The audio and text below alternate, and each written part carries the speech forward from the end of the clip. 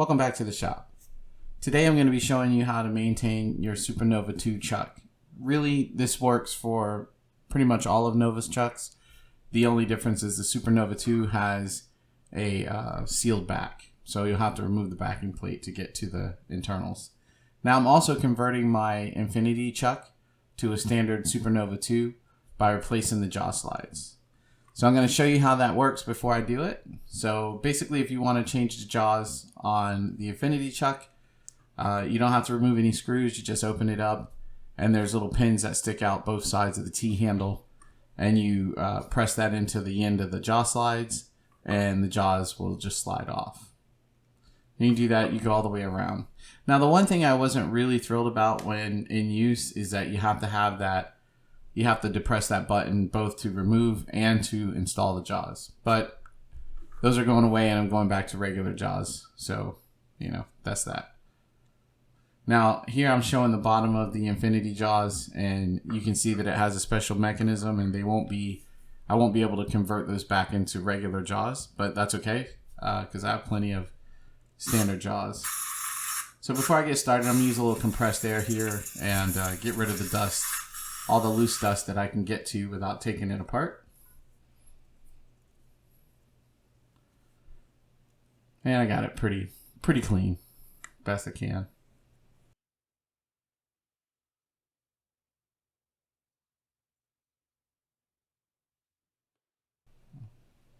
First order of business, we're going to have to mark the sides because we want to make sure we put the jaws back in the same place. You may not know this, but all of the jaw slides are numbered, and we want to make sure that we can get our new jaw slides back into the original positions.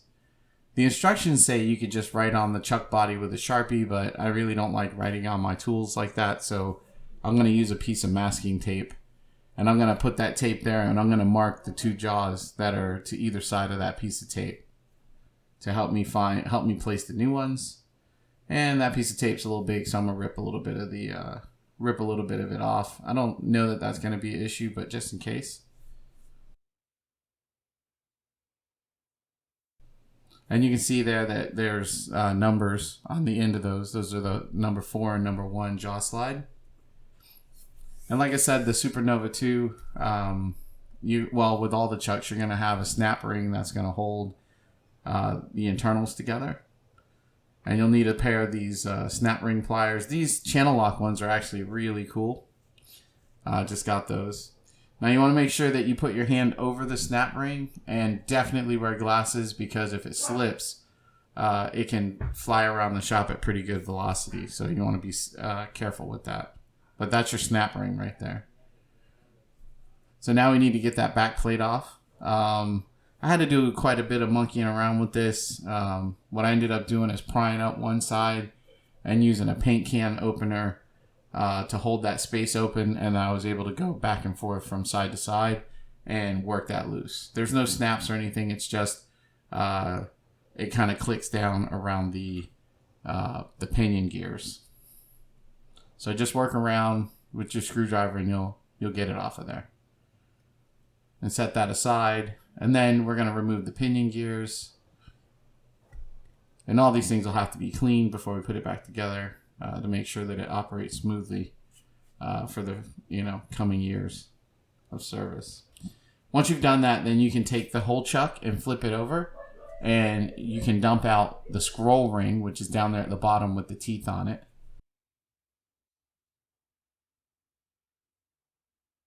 Okay, and this is our scroll ring right here.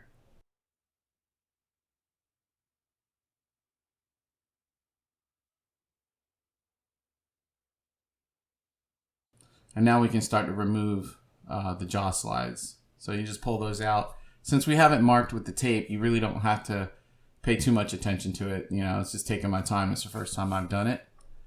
And now that we are down to just the body of the chuck, we can go ahead and start cleaning it. So I took some, I'm going to use a little bit of compressed air to get rid of the loose stuff that whatever I can get to. At this point, I'll blow that out of there.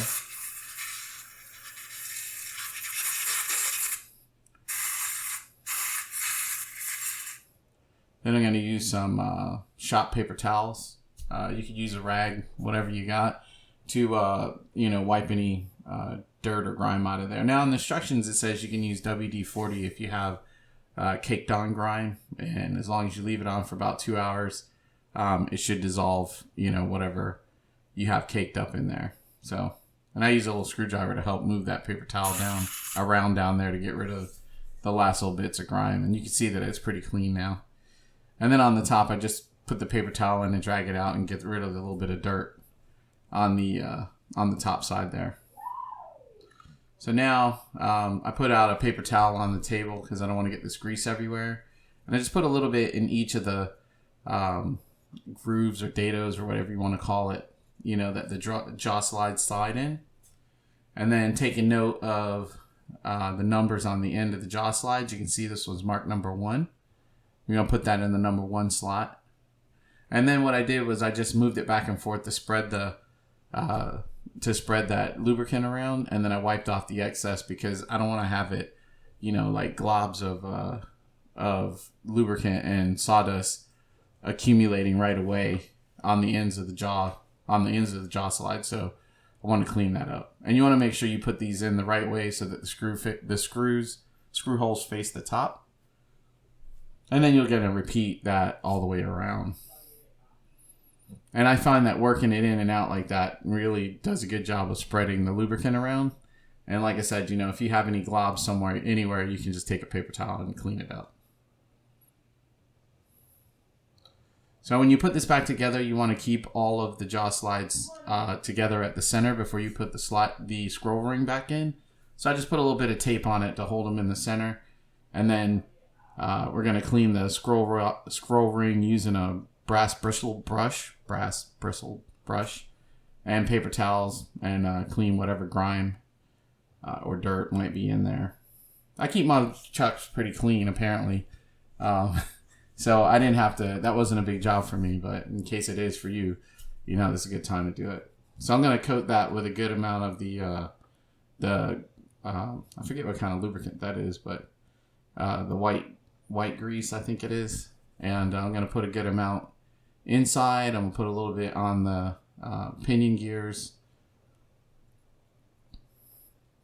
And then once I get all that in there, I'm going to wipe off the excess on the outside.